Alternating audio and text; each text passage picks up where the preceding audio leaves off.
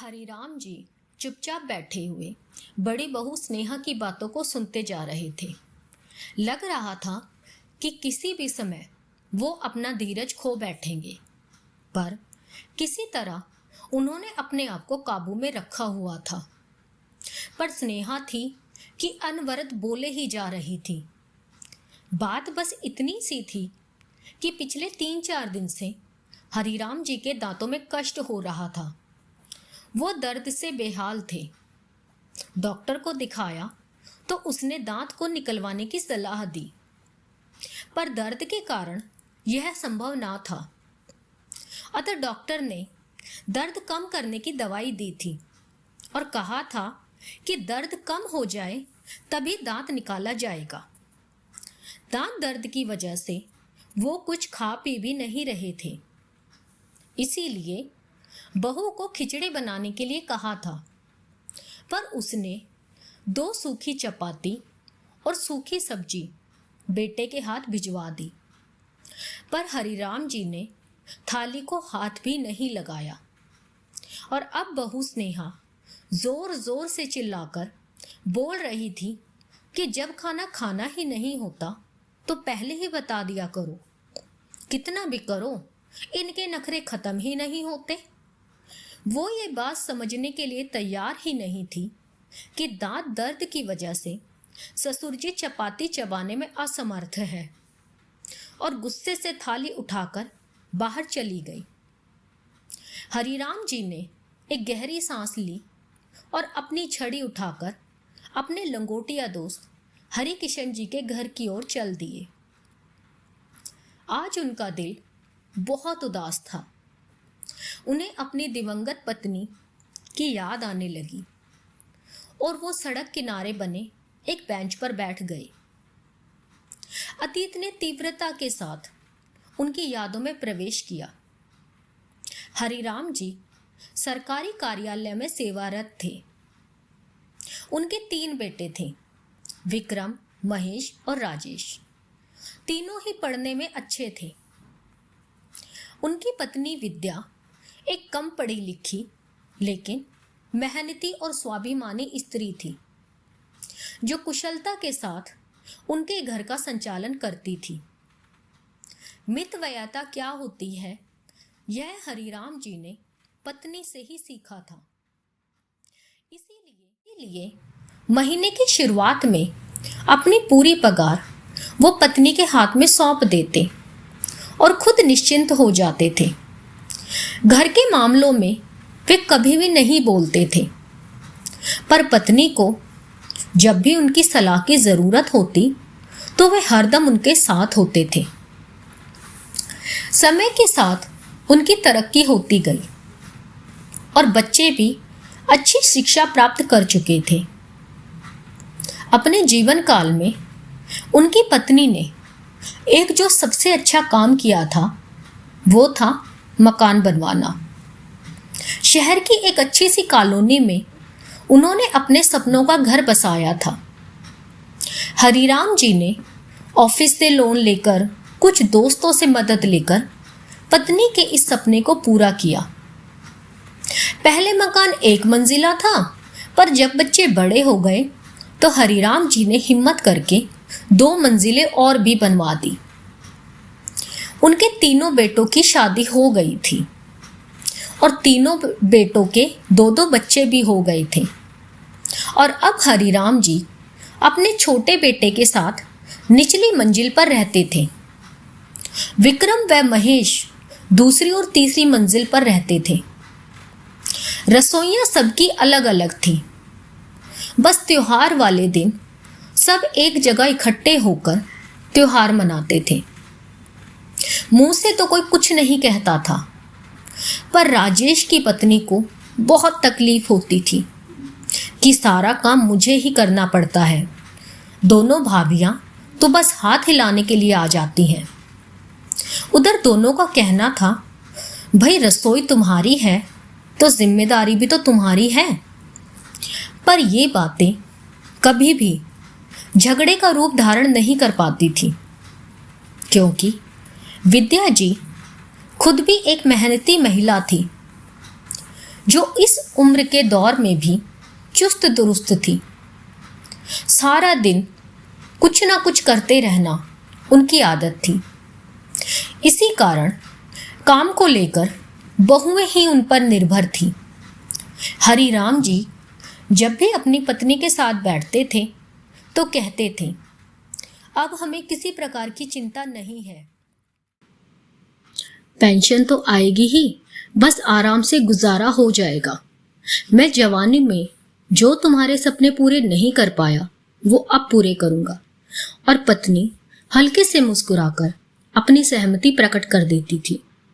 पर हरिराम जी का यह सपना कभी पूरा नहीं हो पाया और एक दिन पत्नी उन्हें अचानक छोड़कर हमेशा के लिए चली गई। हरिराम जी की तो जैसे दुनिया ही उजड़ गई, पर होने को कौन टाल सकता था। जिस पत्नी ने इतने यत्न से मकान की नींव बनाई थी, उसी में अब दरारें पड़नी शुरू हो गई थी। हालात इतने बदल गए थे कि त्योहार के समय एक दूसरे को बधाई देने में भी सबको कष्ट होने लगा था। सब अपनी घर गृहस्थी में मस्त हो गए थे।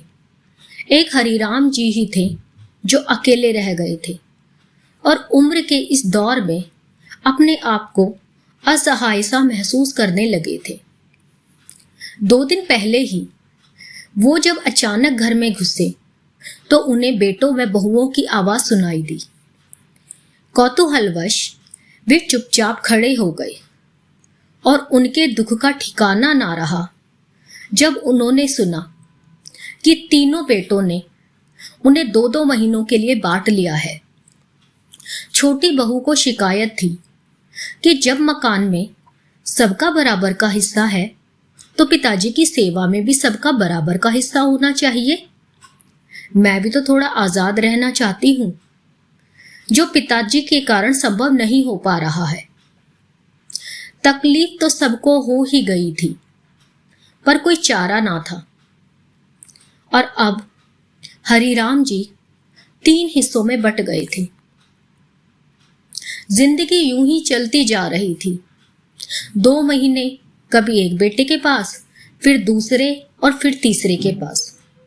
मुसीबत तो तब आती थी जब कभी महीने के अंत में यदि उनकी तबीयत खराब हो जाती थी तो इलाज यह सोचकर नहीं कराया जाता था कि अब 2-4 दिन में दूसरे बेटे के पास तो जाना ही है, वही इलाज करा देगा। आज हरिराम जी के सब्र का बांध टूट गया था। 2 दिन पहले ही उन्होंने दांत निकलवाया था। उनका दिल कुछ मीठा और नरम खाने को कर रहा था। उन्होंने अपनी मंझली बहू को हलवा बनाने के लिए कहा और उसका जवाब था कि मैं अभी खाली नहीं हूं, आपको और तो कुछ सूझता ही नहीं। इस उम्र में भी चट्टे खाने की पड़ी है। 2 दिन के बाद छोटी बहू के पास जाएंगे तो वहीं खा लेना। मैं अभी किटी पार्टी के लिए लेट हो रही हूं। और हरिराम जी के सब्र का प्याला छलक गया। आज तक वो अपने बेटे बहुओं की सब ज्यादतियां बर्दाश्त कर रहे थे, पर आज तो हद हो गई। आंखें आंसुओं से भर गई और वे हरि किशन जी के घर चल दिए। हरि किशन जी उनके बचपन के मित्र थे। शिक्षा प्राप्ति से लेकर सेवानिवृत्ति तक दोनों साथ ही रहे। हरि किशन जी थोड़े व्यवहारिक बुद्धि वाले थे। वे दिल से नहीं, दिमाग से सोचते थे। उन्होंने अपने दोस्त को कई बार समझाया था कि थोड़ा रौब रखा करो, किस बात की कमी है तुम्हें? मकान अभी तुम्हारे नाम है। बेटे और बहू जब भी सर पे बैठने की कोशिश की करे तो धमकी दे दिया करो कि किसी को भी हिस्सा नहीं दूंगा। पर हरिराम जी को ये बात नामंजूर थी। उनका कहना था कि जब मकान बनवाया ही बच्चों के लिए है तो ऐसा क्यों सोचना। लेकिन आज उन्हें लग रहा था कि अब कुछ करने का समय आ ही गया है। हरि किशन जी से सलाह मशवरा करके हरिराम जी घर आकर अपनी पत्नी की तस्वीर के सामने खड़े हो गए, जैसे मन ही मन उनसे कुछ विचार विमर्श कर रहे हों, और एक दृढ़ निश्चय उनके चेहरे पर आया और वो भूखे पेट ही सो गए और किसी ने खाने के लिए पूछा भी नहीं। उन्हें पता था उनके तीनों बेटे बहुओं के साथ गर्मियों की छुट्टियों में बाहर जा रहे हैं। किसी को भी यह ख्याल तक नहीं था कि पिताजी क्या खाएंगे, कैसे रहेंगे। हरिराम जी ने भी कुछ नहीं कहा। उन्हें अपनी अंतिम योजना को अंतिम रूप देने का अवसर मिल रहा था। वैसे भी उनका मानना था कि जब बेटे ही माँ बाप को नहीं पूछते तो बहुओं से क्या उम्मीद रखना। बहुएं तो चाहती ही है कि किसी की सेवा ना करनी पड़े। वे तो पति और बच्चों में ही अपना परिवार देखती है। सास ससुर उन्हें बोझ लगने लगते हैं। वे अपने अधिकारों के प्रति तो सचेत रहती हैं, पर अपने कर्तव्यों की तरफ से आंख मूंद लेती है। यही बात उनके दिमाग में चल रही थी। अब हरिराम जी अपने मित्र के साथ प्रॉपर्टी डीलर के पास गए। प्रॉपर्टी डीलर हरि किशन जी के पुत्र का खास दोस्त था। उनसे मिलकर उन्होंने अपनी व्यथा बताई और कुछ सलाह मशवरा किया। वह वापस आ गए। 20 दिन के बाद जब बेटे बहुएं प्रसन्नचित्त घर लौटे तो मकान पर ताला देखकर सबकी त्योरियां चढ़ गई। छोटी बहू बोलने लगी, हद हो गई लापरवाही की। पता था कि हम आज घर आ रहे हैं तो घर पे नहीं बैठ सकते थे क्या? उसके गुस्से का कारण भी था, क्योंकि अब 2 महीने पिताजी को उसी के पास रहना था। काफी देर इंतजार करने के बाद विक्रम व महेश हरि किशन जी के घर की ओर चल दिए और उनके पैरों के तले जमीन खिसक गई जब उन्हें पता चला कि पिताजी ने यह मकान 90 लाख रुपए में बेच दिया है और अब वे कहाँ हैं किसी को कुछ नहीं पता।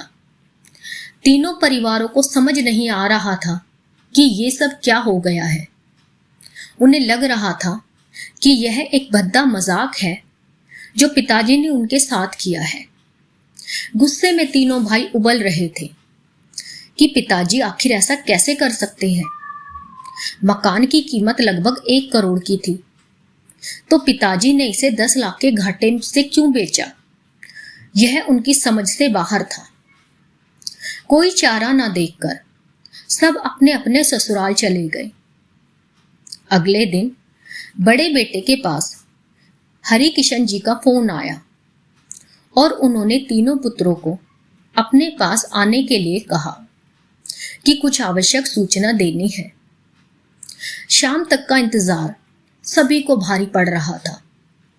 हरि किशन जी से जो सूचना मिली उसे तीनों की जुबान पर ताला लग गया था। दिमाग जैसे कुंद हो गया था। सोचने समझने की शक्ति ने जैसे साथ ही छोड़ दिया था। हरि किशन जी के अनुसार हरिराम जी हरिद्वार चले गए हैं और उन्होंने वहां पर एक घर ले लिया है और अब वे वहीं रहेंगे। ये समाचार पूरे परिवार पर एक भारी प्रहार था।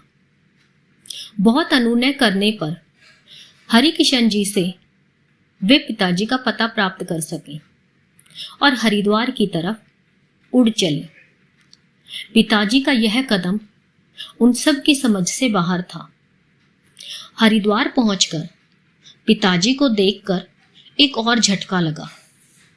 पिताजी तो प्रसन्नचित्त और स्वस्थ लग रहे थे। बेटे बहुओं को देखकर उनके होठों पर मुस्कान आ गई। प्रसन्न दिल से उनका स्वागत किया और सूरज कहकर किसी को आवाज दी। आवाज सुनते ही 13-14 साल का एक लड़का सामने खड़ा हो गया। सबने कौतूहल से देखा। हरिराम जी ने सबकी नजरों को नजरअंदाज किया और सूरज को 6 प्लेट गरम हलवा लाने के लिए कहा। इसी बीच हरिराम जी सबसे बच्चों की कुशलता के बारे में जानते रहे। बेटे एक दूसरे की तरफ देख रहे थे कि कौन पहल करे, पर किसी में हिम्मत ही नहीं हो पा रही थी कुछ पूछने की। इतने में सूरज एक ट्रे में 6 प्लेट गरम हलवा लेकर आ गया और सबको एक एक प्लेट पकड़ाने लगा, पर किसी ने भी प्लेट को हाथ तक नहीं लगाया। किसी को बोलते ना देखकर हरिराम जी ने कमान अपने हाथ में ले ली और बोलने लगे। तुम सबको हैरानी हो रही होगी और गुस्सा भी आ रहा होगा कि पिताजी को आखिर यह क्या सनक सवार हुई, लेकिन कारण भी तुम लोग ही हो। मैंने और तुम्हारी माँ ने तुम लोगों को कभी किसी प्रकार की कमी नहीं आने दी। तुम्हारी माँ ने मेरी एक अकेली तनख्वाह से कितनी कुशलता से घर को चलाया, ये मुझे तुम सबको बताने की ज़रूरत नहीं। और आज मुझे ये कहने में भी कोई शर्म नहीं कि उसने अकेले तुम सभी को अपने प्यार से बांध रखा था, पर तुम 6 लोगों ने अपने एक बाप को ही किश्तों में बांट लिया। पर चलो कोई बात नहीं, कम से कम 2 वक्त की रोटी तो शांति से दे सकते थे, पर वो भी नहीं हो पाया। पार्लर और किटी पार्टी में जाने के लिए सभी के पास वक्त था, पर मेरी 2 रोटियां सबको भारी पड़ रही थी। तुम सभी को अच्छी तरह से मालूम था कि जिसके पास भी मैं रहता था अपनी पेंशन वहीं खर्च करता था, लेकिन मेरी दवाई के लिए भी किसी के पास पैसे नहीं होते थे। तुम सबको अपने अधिकारों का तो पता था, पर इस बूढ़े के प्रति तुम्हारे कुछ कर्तव्य भी हैं। यह तुम में से किसी को भी याद नहीं रहा। और आज फिर जब मेरे ही बेटे ऐसे हैं तो मैं बहुओं से क्या उम्मीद रखूं। तुम सभी 20 दिनों के लिए बाहर घूमने चले गए। क्या किसी ने भी यह सोचा कि यह बूढ़ा कैसे रहेगा, क्या खाएगा? अगर बीमार पड़ गया तो कौन इसे संभालेगा? कहते कहते हरिराम जी का गला रुंध गया। तीनों बेटे और बहुएं नजरें झुकाकर बैठे रहे। हरिराम जी ने दोबारा बोलना शुरू किया। मेरा ये फैसला तुम्हें पसंद नहीं आएगा, यह मैं जानता हूं, पर इसके जिम्मेदार तुम लोग ही हो। तुम्हें पता चल गया होगा कि मैंने मकान बेच दिया है, 10 लाख के घाटे में बेचा है, पर मुझे इसका कोई मलाल नहीं है। 5-5 लाख मैंने अपने पोते पोतियों के नाम से फिक्स्ड डिपॉजिट करा दिए हैं, जो उनके बड़े होने पर उन्हें ही मिलेंगे। मैंने यह घर खरीद लिया है, 2 कमरे, किचन, बाथरूम, टॉयलेट, सभी सुविधाएं हैं, और जो कमी थी वो मैंने जुटा ली है। मैंने इसके लिए आश्रम को 15 लाख रुपए दिए हैं। मेरे मरने के बाद यह घर आश्रम की संपत्ति हो जाएगा। अभी अभी जिस लड़के को तुमने देखा वो एक अनाथ लड़का है जो अब मेरे साथ रहता है। मैंने एक स्कूल में उसका नाम लिखवा दिया है, पढ़ता भी है और मेरी सेवा भी करता है। 2 लाख रुपए मैंने इसके नाम से भी जमा करा दिए हैं। बाकी जो बचा, कितना बचा, उसका हिसाब तुम लगा लो। मैंने बैंक में जमा करा दिए हैं। बैंक से जो भी इंटरेस्ट आएगा और मेरी पेंशन से मेरा और सूरज का खर्च आराम से चल जाएगा। अब तुम लोगों को मेरी तरफ से पूरी आज़ादी है, जैसा चाहो वैसे रहो। ये सब कहकर हरिराम जी चुप हो गए और आराम कुर्सी पर बैठकर अपनी आंखें बंद कर ली। तीनों बेटे बहुओं को समझ ही नहीं आ रहा था कि पिताजी की इन बातों पर अपनी क्या प्रतिक्रिया प्रकट करें। आए तो थे पिताजी से जवाब मांगने कि वो ऐसा कैसे कर सकते हैं, पर पिताजी की बातों ने उनकी ही बोलती बंद कर दी। सामने पड़ी हलवे की प्लेट को देखकर स्नेहा सोच रही थी कि एक प्लेट हलवे की कितनी बड़ी कीमत हम सबको चुकानी पड़ गई। काश मैंने उस दिन बाबूजी को हलवा बनाकर दे दिया होता तो आज हम सबको ये दिन नहीं देखना पड़ता। अपने किए पर उसे बहुत मलाल हो रहा था, पर अब पछताने से क्या फायदा था। यह एक सत्य कथा है जो झांसी में ही घटी थी। पिता गायत्री परिवार में थे, अब उनका देहांत हो गया है और शांति कुंज हरिद्वार में उनका पैसा जमा है।